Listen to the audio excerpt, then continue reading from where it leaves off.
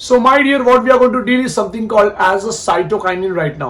Cytokinin का introduction देने वाला हूं मैं आपको. Cytokinin was very first time discovered by mister Skoog and Miller.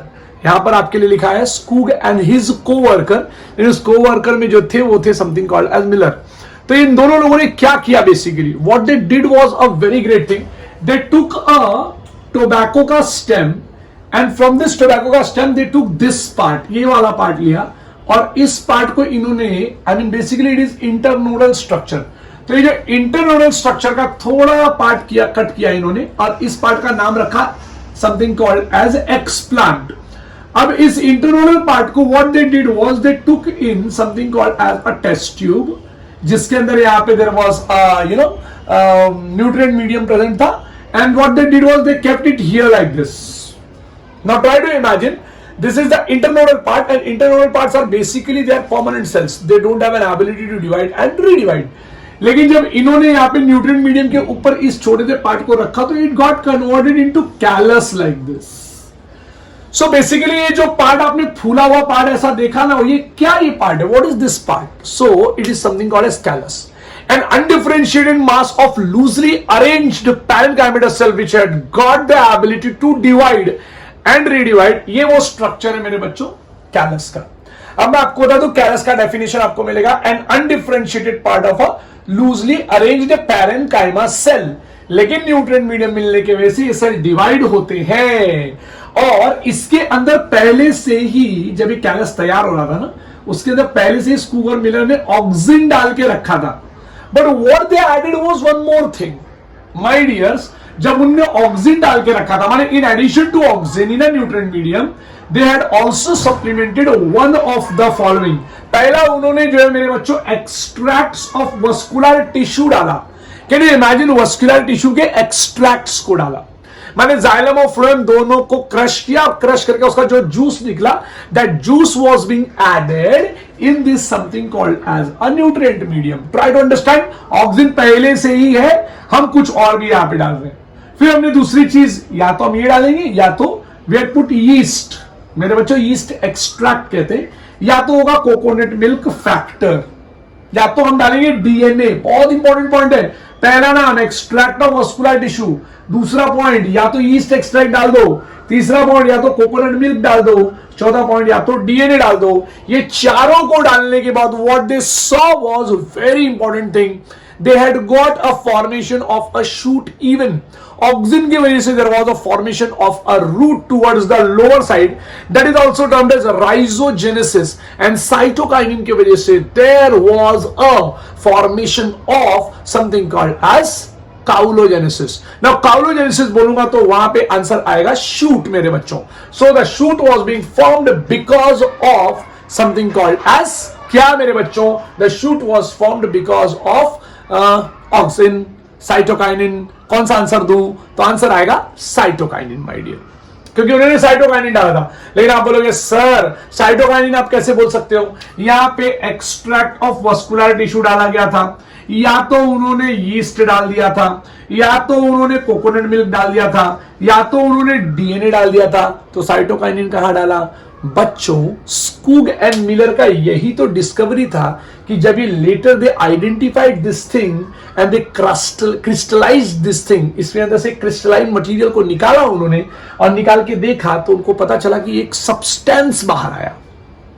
And that substance was having an ability to lead to something called as cell division. So stimulation of cell division was occurring because of some crystallized compound, and that crystallized compound was something called as cytokinin. अब cytokinin क्योंकि इसको DNA में से निकाला गया है, यहां पे कोकोनट मिल्क फैक्टर से निकाला गया था तो उसका नाम कोकोनट मिल्क फैक्टर रखा गया. इन फ्यूचर डीएनए में से निकाला गया है तो इसका नाम आगे जाके रखा जाता है kinetin.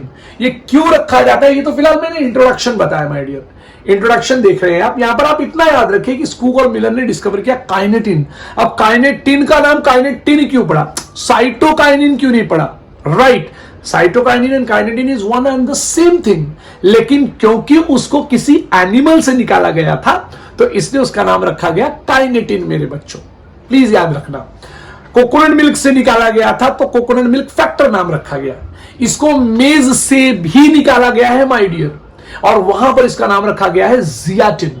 So this was only in introduction, जहां पर आप ये सीख रहे हैं और समझ रहे हैं कि भाई कुछ ना कुछ चीज तो है जो शूट के फॉर्मेशन को क्या कर रही है, स्टिमुलेट कर रही है। So when any substance which is increasing और which is stimulating something called as formation of a new shoot by the help of cell division my dear, that is something called as cytokinin which had been discovered. लेकिन Skoog and Miller ने इसका क्या नाम रखा है, kinetin. ध्यान रहे cytokinin का डिस्कशन है लेकिन काइनेटिन के नाम से जाना जा रहा है। Okay, next point. अब जब मिलर एंड स्कूग ने ये काम कर लिया तो उनके पास एक चीज और आया बात करने के लिए, वो था मतलब मिलर एंड स्कूग के पास नहीं, दूसरे साइंटिस्ट आ गए। During mid 1960s 3 independent research was being done. Mid 1960s में 3 जबरदस्त रिसर्च किए जा रहे थे और रिपोर्ट किए गए। समथिंग कॉल्ड एज एक केमिकल निकाला गया। इस केमिकल का जब प्यूरिफिकेशन किया गया तो ये प्यूरिफिकेशन 3 जगह से और 3 अलग अलग चीजों से हुआ था। पहला था इनहिबिटर बी नाम रखा गया था, दूसरा एप्सिसिन या एप्सिशन 2 रखा गया और तीसरा नाम रखा गया डॉर्मिन माय डियर। ना मैं आपको बता दूं ये जो केमिकल, जो ये स्ट्रक्चर आप देख रहे हैं मेरे बच्चों, ये तीनों chemical was very much similar to an acid called as abscisic acid, right मेरे बच्चों? प्लीज याद रखना, काम्स एंड एडिकॉट का ये डिस्कवरी है, CARMSADDICOT। तो काम्स एंड एडिकॉट का ये डिस्कवरी है जो उन्होंने एब्सिसिक एसिड ढूंढा। इट इज अ जबरदस्त तरीके का इनहिबिटर। मैं आपको वापस कहना चाहूंगा जो हमने पहला पढ़ा है वो हमने पढ़ा है साइटोकाइनिन, लेकिन साइटोकाइनिन को ज्यादा फोकस करने के बजाय इन्होंने काइनेटिन शब्द को क्या कर लिया मेरे बच्चों, फोकस किया है। सो प्लीज आप इस बात को याद रखेंगे काइनेटिन के लिए। दूसरा आपने वहां पर देखा कि 3 इंडिपेंडेंट रिसर्चेस हुए और तीनों इंडिपेंडेंट रिसर्चेस में 3 नाम सामने आए। पहला नाम था इनहिबिटर बी, दूसरा नाम था एप्सिशन 2 और थर्ड नाम था DORMIN, that is something called as dormin, and all of them were chemically identical and were named as abscisic acid. Now the next what you are going to deal is very important fact मेरे बच्चों। Cousins नाम के एक scientist है and cousin was discovering one of the very important factor। दुनिया को बहुत जबरदस्त चीज मिलने वाली थी, हालांकि वो पहले से ही पता थी बट एक रास्ते के थ्रू मिलेगा ये नहीं मालूम था। Cousin was working on a very important volatile substance। He was working on a very important thing called as ripened oranges। इन्होंने देखा कि ripened oranges अगर मैं अनराइपेंड बनानास के पास रख दूं तो अपने आप ये अनराइपेंड बनानास बहुत जल्दी राइपेंड हो जाते हैं। ये आप अपने घर पे भी कर सकते हैं। आप एक कच्चा केला लेकर आइए और उस कच्चे केले के पास जब आप राइपेंड ऑरेंजेस रख दीजिए, कुछ दिनों में पूरा कच्चा केला will get converted into a पक्का केला। Now why does this happen? You know, there was something which is coming out from something called as oranges, and that compound was something called as क्या? Ethylene था मेरे बच्चों। अब आप बोलेंगे sir ethylene तो पहले से ही डिस्कवर्ड है ना सर। यस, इथिलीन जो है वो पहले से ही डिस्कवर्ड है मेरे बच्चों, but ethylene as a plant growth regulator ये पहली बार डिस्कवर हुआ by the help of Cousins नाम के साइंटिस्ट। एंड देखा उन्होंने कि वो जो ऑरेंजेस में से जो गैस निकल रहा था ना माय डियर, वो ऑरेंजेस में से निकला हुआ गैस वो बनाना को क्या कर रहा था, बनाना को मेरे बच्चों it was making it ripen. उसका राइपनिंग के जो प्रोसेस थे उसको बहुत फास्ट कर दिया गया। नाउ लेट अस स्टार्ट, एक के बाद एक जबरदस्त तरीके से पढ़ते हैं हम। वैसे तो हम ये पांचों पढ़ेंगे फिर से, अभी तो इनिशियली मैंने आपको इंट्रोडक्शन दिया है, लेकिन अब जो हम लोग देखने वाले हैं will be discussing with something called as पहला phyto hormone called as auxin my dear. मैं 1 मिनट के लिए हटता हूं, आप इसको कॉपी कर लीजिए।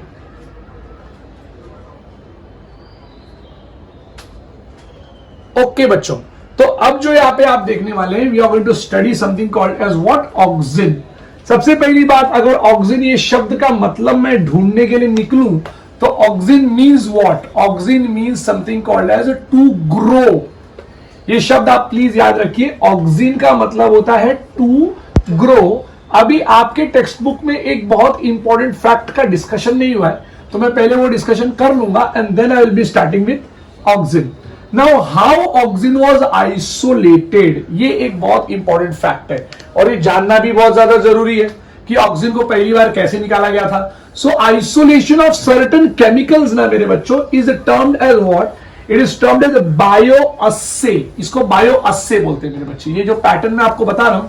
सो isolation of what, isolation of any chemical is termed as what, bioassay. तो ऑक्सिन का मतलब मैं पहले जरा देख लो यहां पे, ये ऑक्सिन है.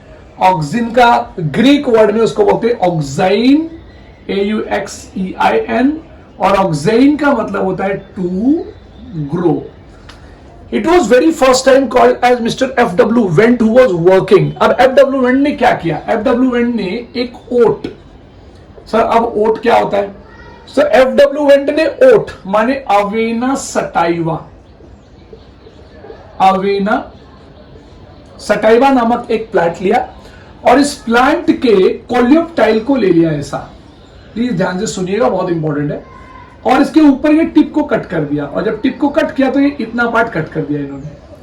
Probably he was knowing that there is something which is present in the tip of basically this shoot. तो यहां पे इसको कट किया और इसके नीचे वाले पार्ट को हम कहते हैं STUMP, स्टम्प. सो प्लीज याद रखना ये स्टंप है मेरे बच्चों, ठीक है ना. तो स्टंप का मतलब ये वाला पार्ट हो गया और ये हो गया टिप ऑफ अ कोलियोप्टाइल, ठीक है ना. टिप ऑफ अ कोलियोप्टाइल मैंने यहां पे रख दिया. अब आप भी मुझे बोलेंगे सर आप मुझे पता है कोलियोप्टाइल का मतलब क्या होता है. Now you would have seen a grain या सीड, मोनोकॉट सीड देखा होगा. वहां पे अगर आप देखेंगे तो यहाँ पे ये ऐसा कवरिंग होता है, आपने देखा होगा बच्चों. Now this is something called as coleoptile and this is something called as coleorhiza या कोलियोराइजा भी बोलते हैं इसको. और ये है रेडिकल, ठीक है, ये है प्लूम्यूल. तो मैं बोल सकता हूं the covering of a plumule is termed as a dash. The covering of a plumule in a monocot seed is termed as something called as coleoptile. तो मैंने कोलियोप्टाइल का पार्ट ऐसा कट करके रखा है, मैं थोड़ा सा यहां पे रख देता हूं ताकि आपको क्लियर हो जाए. डन. ये coleoptile, tip of a coleoptile हो गया. Now this tip of a coleoptile was taken on what? On agar sheet like this. और एक टिप, ये टिप को ऐसा लगा दिया गया. देखो ध्यान से देखो, ये टिप को ऐसा, ये टिप है तो ऐसा लगा दिया गया, दूसरा एक और लगा दिया गया. सो ऐसा ये टिप को लगा दिया गया. ऐसे बहुत सारी टिप्स ले लिए गए और लगा दिए गए ऐसे. Right my dear. Now the tips are being added. अब मैं सारे लगा देता हूं ऐसे ताकि आपको समझ में आएगा. ऐसे बहुत सारे टिप्स कट किए और इसको हमने ऐसा ऐड कर दिया like this. Now this is agar sheet, ठीक है. Now what we did was we took out this block out. ये ब्लॉक को हमने बाहर लिया ऐसे और इसके ऊपर जो अगार का आई मीन इसके ऊपर जो कोलियोप्टाइल का जो टिप था, ये कोलियोप्टाइल के टिप को हमने डिस्कार्ड कर दिया. Now what happened here, you know that my dear, यहाँ पे क्या हुआ कि ये जो टिप के अंदर जो केमिकल था ना, ये निकल के ना ये ब्लॉक के अंदर आ गया. So in the block there is the presence of the chemical like this. See here. Now we don't know which chemical is this. I mean FW was not knowing that ये कौन सा chemical हो सकता है. What he did was he took this stump. ये stump को इन्होंने यहाँ पे ऐसा लिया और इस स्टम्प को ऐसा रखा उन्होंने, राइट. और इस स्टम्प के ऊपर ये ब्लॉक को पूरा रख दिया. अब आप इमेजिन कीजिए कि जब आप इस ब्लॉक को पूरा रख देंगे ऐसे इस ब्लॉक को रख देंगे जब आप पूरा, एक मिनट बच्चे लोग, इसको मैं ओके, ये ब्लॉक को जब आप पूरा रख देंगे यहां पे ऐसे, what will happen, the chemical will move out from the block and will enter into the stump. Yes और नो, दिस इज स्टंप ना बच्चा. तो एंटर इनटू द स्टंप. अगर आपने फुल रखा है, पूरा रखा है, तो what will happen, the stump will grow like this and the block will be here, see here like this. Block ऐसा रहेगा and you can see that there is a growth मेरा बच्चा. यहाँ पे ग्रोथ आपने देखा स्टंप का. But if you keep this stump like this, stump को आप आधा रखते हो, मतलब स्टंप पे आप इस ब्लॉक को अगर आधा रखते हो तो क्या होगा, चलो वो भी देख लेते हैं मेरे बच्चों.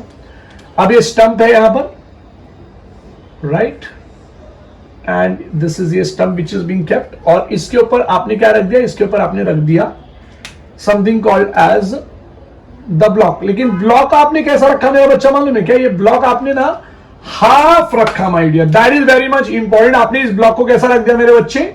हाफ रखा। तो आपने यहां पे रखा है, देखो ये ब्लॉक को like this. See the block is kept मेरे बच्चे half. So when this block is kept half here, what will happen? The chemical will reach only this part, na?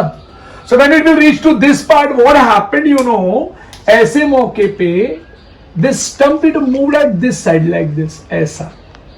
See, can you imagine that ये जो block है ना मेरे बच्चे, ऐसा ये ब्लॉक के अंदर जो केमिकल था, उस केमिकल ने यहाँ पे बहुत ज्यादा ग्रोथ, आप देखिए इस साइड ज्यादा ग्रोथ है माय डियर, यहाँ पे देखिए बहुत ज्यादा ग्रोथ है, लेकिन नीचे की तरफ यहां तरफ there is growth, the growth is what, it is less, and therefore it curved my dear, curved हो गया। This curve was not because of light, this curve was because of the chemical which was present in this.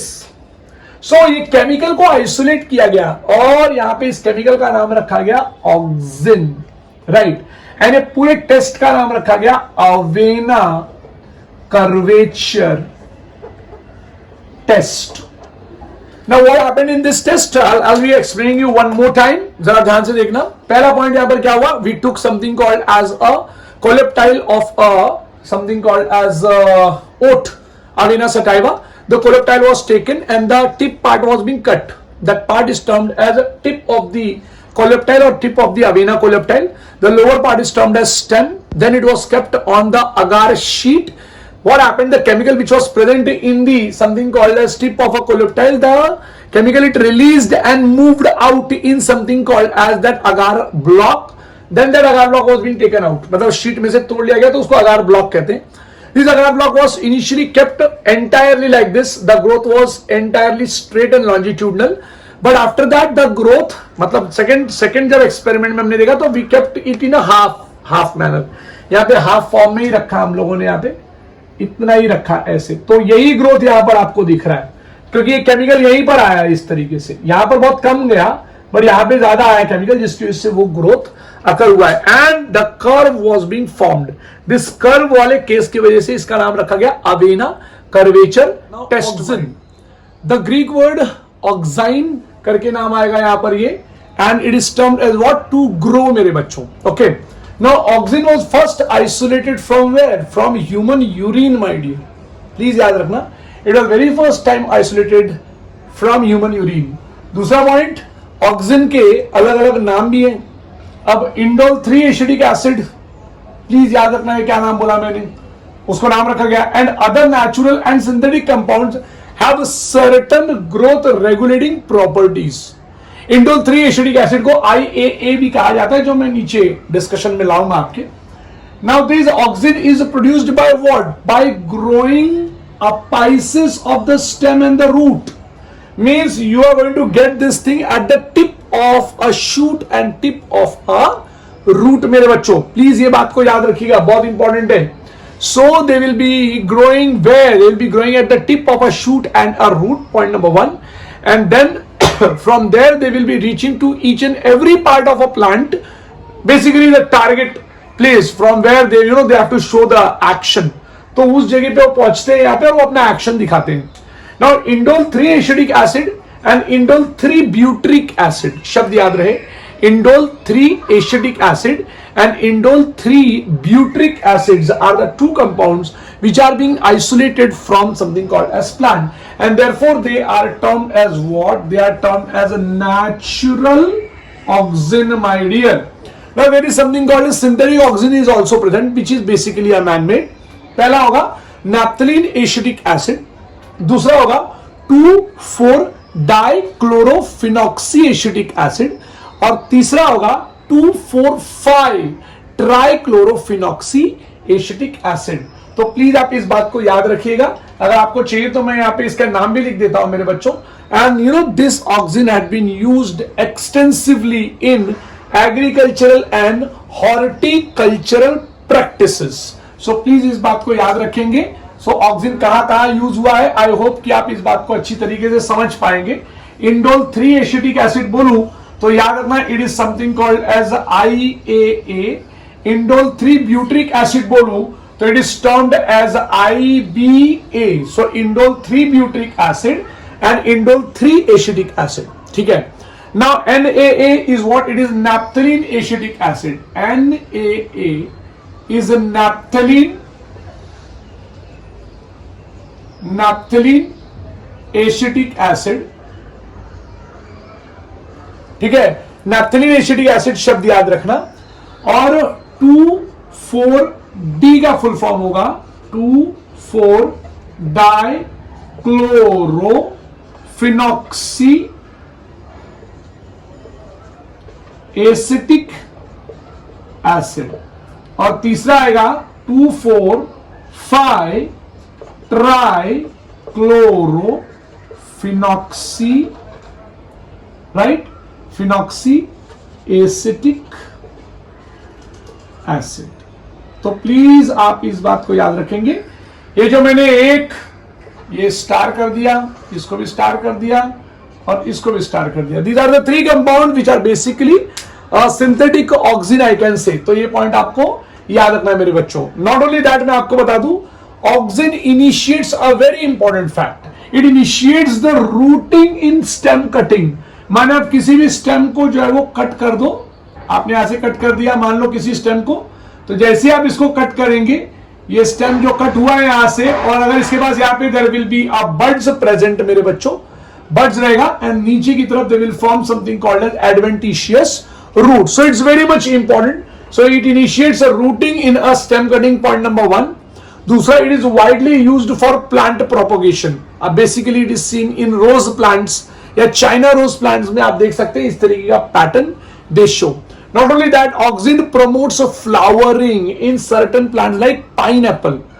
Scientific name of pineapple is Ananas commosus, my dear. So oxin, yes, it promotes flowering in pineapple. Not only that, it also prevent fruit and leaf dropping, my dear. अगर याद रखो early stages में कच्चे fruit और नया नया leaf dropping नहीं होगा अगर ऑक्सिन वहां है तो, ये पॉइंट याद रखना। Not only that, it also promotes abscission. माने अगर ओल्ड मैच्योर लीफ रहेगा या ओल्ड फ्रूट रहेगा तो it will allow the falling of leaf and a fruit. तो ये भी पॉइंट आपको जो है वो याद होना चाहिए। Next important point is here. अब आपने देखा होगा कि इनिशियली अगर आपने किसी प्लांट को ग्रो होते देखा होगा तो initially what happens is they take a height first and then they form a lateral branches or lateral growth. So why do they take a height first? What happens in that apical area में there is a presence of what? There is a presence of auxin, and auxin का आदत होता है कि they do not allow the formation of or promotion of lateral branches. नहीं भाई, this phenomenon is termed as apical dominance, my dear. तो apical dominance क्या होता है जरा देखिए। In a higher plant, the growing apical bud inhibits the growth of lateral buds. So lateral branches form होने का तो चांस ही नहीं, शक्यता ही नहीं है। क्यों? क्योंकि यहाँ पे apical bud जो ऊपर की तरफ ग्रो हो रहे हैं, माय डियर, प्लीज याद रखना, in higher plant the growing apical bud inhibits, जो ऊपर की तरफ ग्रो हो रहे हैं, they are producing auxin, और auxin होने की वजह से नीचे के lateral buds के ग्रोथ को इनहिबिट कर दिया जाता है, and such type of phenomenon is termed as what? Such type of phenomenon is termed as a dominance, apical dominance. Next is removal of shoot tip. मैं आपको बता दूं, अगर आप नॉर्थ इंडिया में जाएंगे ना तो आप देखेंगे कि वहां पे आम के पेड़ बहुत बड़े बड़े होते हैं एकदम से। नॉर्थ इंडिया की आप बात करें तो बेसिकली आप महाराष्ट्र में जाएं, कोंकण कृषि विद्यापीठ या फिर कोंकण एरियाज में ऐसी जगह पे अगर आप जाएं तो आप देखेंगे वहां पे मैंगो के ट्री ऐसे बड़े बड़े नहीं होते, दे आर वेरी शॉर्ट। वो मैंगो के ट्रीज बहुत शॉर्ट होते हैं। What is the reason behind that? The reason behind that कि यहाँ के जो गार्डनर्स होते हैं, what they do is they cut the tip. Very simple यार, आपने ऊपर का पार्ट कट कर दिया, जैसे ही आप ऊपर का पार्ट कट करोगे मेरे बच्चों, क्या होगा? जैसे आप ऊपर का पार्ट कट करोगे ऑक्सिन गायब, और ऑक्सिन गायब हो गया तो apical dominance will be reduced and there will be a formation of a lateral buds. तो लैटरल बड्स फॉर्म हो जाएंगे, फॉर्म होने के साथ साथ वो फॉर्म करेंगे लैटरल ब्रांचेस। सो अगर आपने डीकैपिटेशन कर दिया, माने ऊपर के टिप को कट कर दिया, तो ऑक्सिन गायब हो जाएगा। So this usually results in what? Growth of a lateral bud. जैसे मैंने बताया और मैं आपको बताऊं ये ऑक्सिन जो है वो वाइडली अप्लाई होता है ट्री प्लांटेशन में या हेज मेकिंग में। ना ट्री प्लांटेशन आपने चाय के बागान को देखा होगा, कभी आप जाएंगे वहां पे तो आप देखेंगे टी गार्डन में basically they cut the tip, तो टिप कट कर देंगे तो ब्रांचेस फॉर्म करने लग जाते हैं, राइट। आपने बहुत सारे हेजेस को भी देखा होगा, कभी आप हाईवे पे अगर आप देखेंगे तो वहां पे they had made house like structure और they had made something called as animal like structures. ये सारे स्ट्रक्चर्स जो है वो फॉर्मेशन कर देते हैं। तो मैं आपको बताऊं बेटा, ऐसा जब फॉर्मेशन करते हैं that is what is something called as his, है ना। हिज मतलब hedge making, it's not his, it is hedge making my dear. तो मैं आपको एक बात और बता दूं कि ये जो हेज बनाया है ना पैटर्न में, अब ये पैटर्न में अगर बनाया है तो इसको बोलते हैं टोपियरी वर्क माय डियर। शब्द याद रखना what I am telling. Hedge खाली प्लेन बना दिया ऐसा ताकि उधर से कोई कुत्ता कोई जानवर जंप करके ना जा सके, अगर वैसा बना दिया तो बात अलग, लेकिन अगर उसको शेप दे दिया तो it is termed as what topiary work my dear. क्या बोलते हैं मेरे बच्चे? टोपियरी वर्क, शब्द याद रखना। और ये जो मैंने आपको बताया ना मेरे बच्चे, जो टिप कट कर देते हैं और नए नए क्रॉप्स या फिर नए नए प्लांट्स को, बेसिकली क्रॉप्स तो नहीं, नए नए प्लांट्स के ऊपर जो है वो ये करते हैं, this phenomenon is termed as ART, art of pruning my dear. That is very much important, art of pruning. Not only that, मैं आपको एक बात और बताऊं कि auxin is the one which applies और which shows something called as it induces parthenocarpy my dear. For example in tomatoes, parthenocarpy का होने का मतलब there will be a formation of a fruit takes place, but yes there will be no formation of what, there will be no formation of seeds my dear. So basically आप बता दूं मैं आपको कि they deal with something called as what, they deal with something called as giving something called as parthenocarpy मेरे बच्चों। तो parthenocarpy ये पहला point, they will induce parthenocarpy. दूसरा important point, they are widely used as herbicides.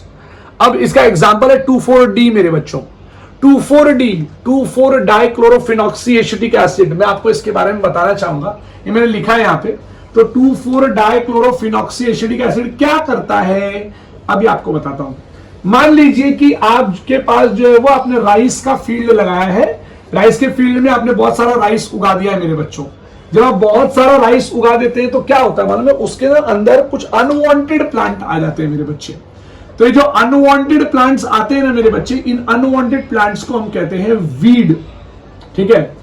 Now basically this weeds are dicotyledonous weeds होते हैं मेरे बच्चों। देखिए आपके पेज नंबर 249 पे खाली लाइन दिया हुआ है, मैं आपको पूरा एक्सप्लेनेशन दे रहा हूं। तो ये वीड होते हैं, ये अनवांटेड प्लांट को हम कहते हैं weed, and weed is basically dicot in a monocot field. Monocot field में डाइकॉट वीड्स उग जाते हैं। जब आप ये 2,4-D वहां पर स्प्रे करेंगे तो ये बेसिकली सारे प्लांट पे गिरेंगे, मोनोकॉट पे भी गिरेंगे और डाइकॉट पे भी गिरेंगे। बट जब मोनोकॉट पे गिरेंगे तो मोनोकॉट में कैम्बियम मेरे बच्चों, cambium is what, cambium is absent ना माय डियर।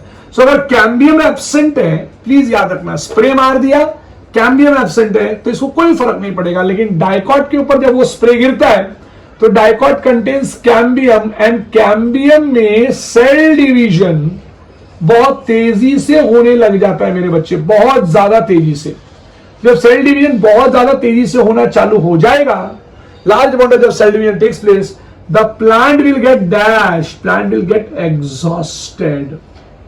और जब ये एग्जॉस्टेड हो जाएगा तो प्लांट विल डाई। कौन सा प्लांट मरा रे? डाइकॉट प्लांट मर गया मेरे बच्चों। So dicot plant had been, it can be eradicated from that field, my dear. How? Because this auxin, ये 2,4-dichlorophenoxyacetic acid, it works on what? It stimulates cambium to produce a large number of a cell, और इतना ज्यादा cells produce होता है कि finally they die मेरे बच्चों। ये पॉइंट भी आपको बहुत ही ज्यादा इंपॉर्टेंट है, आप इस पॉइंट को याद रखेंगे मेरे बच्चों, ठीक है ना। मैं आपको ना एक आइडिया और देता हूं माय डियर आपको, ताकि उससे ना समझ में आए कि बेसिकली आपको एग्जाम में लिखना कैसा है। फिलहाल आप इतना ये समझ गए होंगे आई होप कि two four dichlorophenoxyacetic acid, it's a synthetic auxin and it's a type of a structure which is termed as weedicide, and it is the one which kills basically और eradicates basically a dicot weed मेरे बच्चों। कैसे आपको पता चल गया, ये आपके एनसीईआरटी में नहीं है कि वो कहां पे इफेक्ट करता है। नाउ मैं आपको ना एक थोड़ा सा ना फ्लो चार्ट के फॉर्म में चीजें दे देता हूं, जिससे आपको ये पता चल जाएगा कि ऑक्सिन को याद कैसे रखें, ऑक्सिन के फंक्शंस को, यूजेस को। बहुत चीजें होती है ना कि हमको एक वर्ड के फॉर्म में आता है और हमको समझ में नहीं आता कि अरे क्या करें यहां पे। नाउ ऑक्सिन के 4 काम आप याद रखना। पहला नाम आप क्या याद रखेंगे ऑक्सिन का? आप याद रखेंगे यूजेस मेरे बच्चों, ठीक है ना। सो फर्स्ट काम आप याद रखेंगे यूजेस। जैसे ही कोई यूजेस शब्द बोला तो आपको याद रखना है RPFW। Now what is RPFW? Auxin can be used in all this 4 phenomenon. क्या करने के लिए? रूटिंग करने के लिए, माने एडवेंटिशियस रूट्स फॉर्म कर देगा कटिंग वाले नाम के प्रोसेस में। दूसरा समथिंग कॉल्ड एज फ्लावरिंग भी करा के देगा, बेसिकली पाइनएप्पल के प्लांट्स को फ्लावरिंग करा के देगा। दूसरा आएगा पार्थेनोकार्पी, मींस आप इमेजिन कीजिए कि आपको एक ऐसा टोमेटो का फ्रूट मिल रहा है, ऐसा टोमेटो का फ्रूट मिल रहा है जिसमें सीड्स नहीं है, तो it's only because of auxin. और डब्ल्यू का मतलब क्या होगा? Weedicide. It is a type of a structure which can kill dicot. मैं बार बार कह रहा हूं मेरे बच्चे, डाइकॉट शब्द याद रखना। इट्स अ डाइकॉट वीड जिसके ऊपर इफेक्ट दिखाएगा। Next is something called as occurrence, माने कहां कहां मेरे को ये मिलेगा मेरे बच्चों। That is very much important. Occurrence कहां होगा? तो अकरेंस के लिए मैं जाऊंगा 2 जगह पे। पहला root apex and shoot apex. So ये 2 अकरेंस हो गया। नेक्स्ट हम बात करेंगे टाइप की मेरे बच्चों। तो जब मैं टाइप की बात करूंगा तो आपको एक मिनट जरा मुझे दूसरा पेन लेने दो। टाइप के लिए मैं जाऊंगा नेचुरल ऑक्सिन एंड दूसरा होगा सिंथेटिक ऑक्सिन, ठीक है। सो नेचुरल ऑक्सिन के लिए नाम आएगा indole 3 acetic acid, indole 3 butyric acid, और यहां पर आएगा naphthalene acetic acid, 2,4 dichlorophenoxy acetic acid and तीसरा है 2,4,5 ट्राइक्लोरोफिनॉक्सी एसिटिक एसिड। प्लीज जरा ध्यान से देखिए कि मैं क्या कह रहा हूं मेरे बच्चों। यहां पे आपको ये वाला पॉइंट और ये वाला पॉइंट ये यहां से आएगा। तो जब मैं ऐसे कह दूं तो ये क्या हो जाएगा सर? इसको आप कहोगे टाइप्स। तो आपको इस पैटर्न में याद रखना है कि जब मैं टाइप्स पूछूं आपसे एग्जाम में या नीट में तो आप बात करेंगे ये 2 का। आपसे जब यूजेस पूछूं तो आप बात करेंगे ये 4 का। आपसे जब मैं अकरेंस पूछूं, बहुत ज्यादा इंपॉर्टेंट मेरे बच्चों, अकरेंस पूछूं तो आप ये बताएंगे। और जब मैं आपसे पूछूं function, my dear it's very much important, जब मैं आपसे पूछूं फंक्शन, देखो आपने यहां पे क्या याद रखा था? RPFW, ठीक है ना। और यहां पे आप रखेंगे AAXC, ठीक है ना। Now what is this AAXC? AAXC, C मतलब होगा सेल डिवीजन। मैंने आपको अभी भी बताया it can lead to a very speedy cell division my dear. दूसरा जाइलम डिफरेंशिएशन, ये आपके बुक में नहीं दिया है बट आपको इसको याद रखना है, जाइलम डिफरेंशिएशन। ये नीट के पॉइंट्स की तरफ से याद रखो। Next is abscission, so it is abscission, शब्द याद रहे। और तीसरा रहेगा अपाइकल डोमिनेंस। अगर आपको इतने पॉइंट याद है तो यकीन मानो आपका नीट में इसको लेके सारा क्वेश्चन क्लियर हो जाएगा मेरे बच्चों। अब आप देख सकते हैं माय डियर कि यहाँ पे क्या स्टेटमेंट हुआ है। ये पूरा स्टेटमेंट आप पढ़ के लेना और आपको समझ में आएगा। यूजेस, टाइप्स, फंक्शन, मैं इसको भी मार्क कर देता हूं मेरे बच्चों। Uses, types, function and occurrence मेरे बच्चों। सो जब आपने ये पूरा देख लिया, types, function, occurrence and uses, तो आपको पूरा क्लियर हो गया। Now we want to start with something called as gibberellin मेरे बच्चों। Gibberellin is also termed as gibberellic acid. अभी मैं आपको बताऊं एक और बात, ऑक्सिन ना, ऑक्सिन का जो प्रिकर्सर है, you know, tryptophan, The precursor of the auxin is what? The precursor of the auxin is a tryptophan, my dear. क्योंकि ट्रिप्टोफैन एक ऐसा टाइप का अमाइनो एसिड है, अगर आपके पास ऑक्सिन नहीं है, you just add tryptophan and the answer will be yes. मतलब see what is precursor. Amit sir is teaching you, right. Amit sir बीमार हो गए और उनके में दूसरा कोई टीचर आया and he is teaching a same topic. So that person will be a precursor of Amit sir. Means the compound is different but the function is what? Same. So auxin अगर नहीं है और उसकी जगह पे आपने tryptophan use किया है, my dear, surely you are going to get the same result. Point कहां से शुरू होता है ऑक्सिन के लिए, याद करके रखना, बहुत ज्यादा जरूरी. डार्विन से शुरू करना, कैनेरी ग्रास से शुरू करना, और फिर बाद में जो है वो आना एफडब्ल्यू वेंट पे. एफडब्ल्यू वेंट से आने के बाद जो है वापस डार्विन पे जाना, बोलना ह्यूमन, वहां पे जाके बोलना है आपको कि इन लोगों ने ज्यादा डिस्कवरी की है. ऑक्सिन का मतलब फिर टू ग्रो बताना, ठीक है. टू ग्रो के बाद जो है वो फिर नीचे आना, और ये पूरे ये 4 पैटर्न से आप इसको सीख लेना मेरे बच्चों. मैं आपके सामने ये हटता हूं, और इसके बाद जो जिब्रिल का जो टॉपिक है will be starting in a next module, my dear. Thank you to all of you, my dear. Have a good day.